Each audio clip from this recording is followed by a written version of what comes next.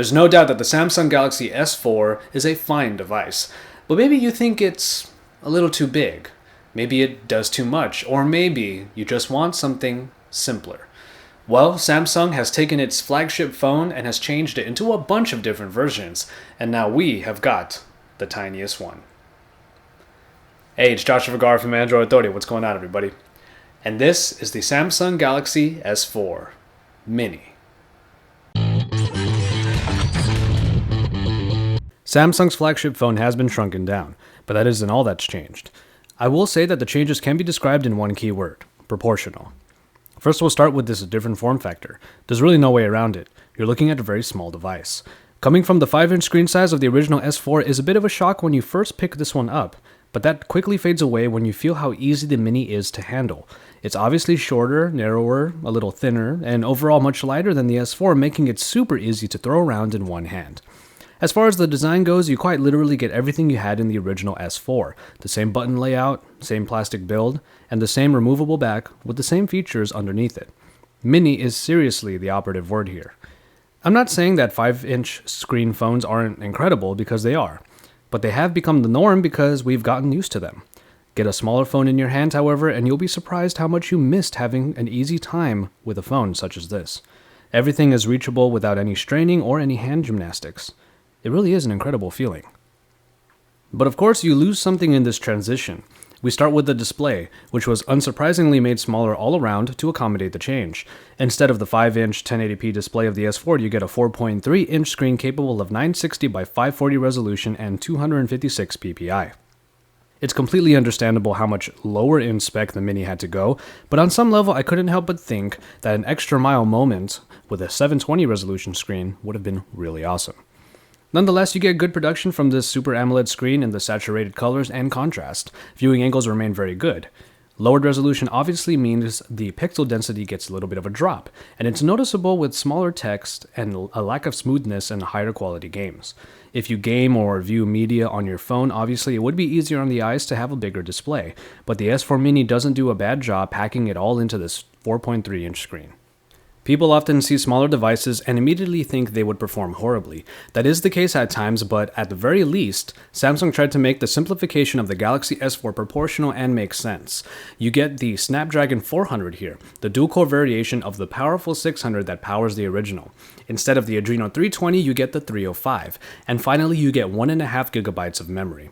The scores in Antutu remain around the 15,000 mark consistently, while Epic Citadel at ultra high quality was able to stay afloat at around 47 frames per second. In practice, I felt like the phone performed quite well. I was able to do tasks quickly and smoothly. I installed apps while browsing the web and multitasking consistently with few problems. When playing the beautiful game The Room, lag did occur, but it happened pretty rarely and didn't hinder from the experience. When you know how well the Snapdragon and Adreno names fit in with good performance, you can rest assured that despite them being toned down, they still do a great job on this small little performer. Hardware is where the changes are a little more drastic. Many of the extras that were included in the S4, at least as far as sensors are concerned, don't return in the Mini. So you won't be able to do hand gestures to scroll through web pages or gallery items or use AirView to zoom into them. No eye scrolling either. Pretty much all of that has been stripped away, and the only real addition that returns is the IR blaster for controlling your TV or related device. After that, you get 8 GB of onboard storage, but there is a micro SD card slot available under that back cover. Voice calls worked well on my T-Mobile connection, with calls coming in clear and with no drops. An in-call equalizer is available for enhancing your call volume too. I actually have a special version of the S4 Mini, the Duos version capable of handling 2 SIM cards. It is worth mentioning that, like the original S4, there are a slew of different versions. Having dual SIMs is nice for you constant travelers though. A LTE version of the Mini will be available, but no further information has yet been released on it. Obviously, you can't put a huge battery into a small phone body, so you get a 1900 mAh unit in the S4 Mini that is removable and replaceable. With a smaller screen, less intensive processing package, and even a lack of super high-speed internet, I expected battery life to still be quite good. And for the most part it was. 2 hours of playing videos sucked down about 25% of the battery life, so a full rundown in this test would likely last up to 7 hours. General usage during the day should be no problem for this battery though, especially with the power saving options available. The camera on the Mini has been proportionally brought down from the 13 megapixel shooter in the S4 to 8 megapixels. A nice way of putting it in a nutshell, however, is that this camera works about as well as the ones found in last year's flagship phones. The app has the same interface as before, with modes and settings available as overlays on top of a full-screen viewfinder. You don't get as many modes this time around, however. There's no drama shot, eraser shot, or dual recording.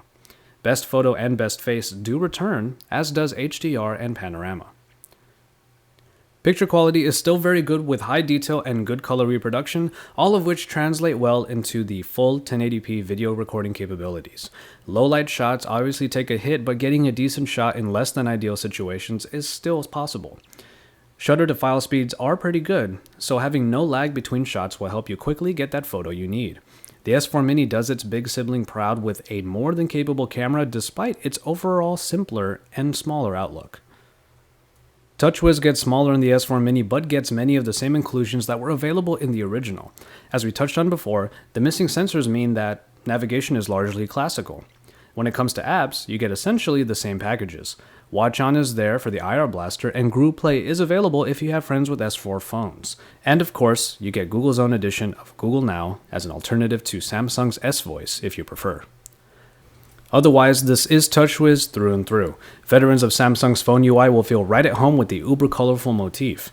Despite the smaller screen, this newer version does do a better job of scaling everything down for the Mini to ensure it isn't too bloated or feels too crowded. And on a smaller screen, it is definitely easier to handle and was actually a little refreshing, if not a little too familiar. The S4 Mini is currently on pre-order on multiple carriers in Europe, but has yet to see any real release information in the United States. Judging on the price of the S4 Mini across the pond, it is likely to be priced around the $500 mark unlocked. And so, there you have it.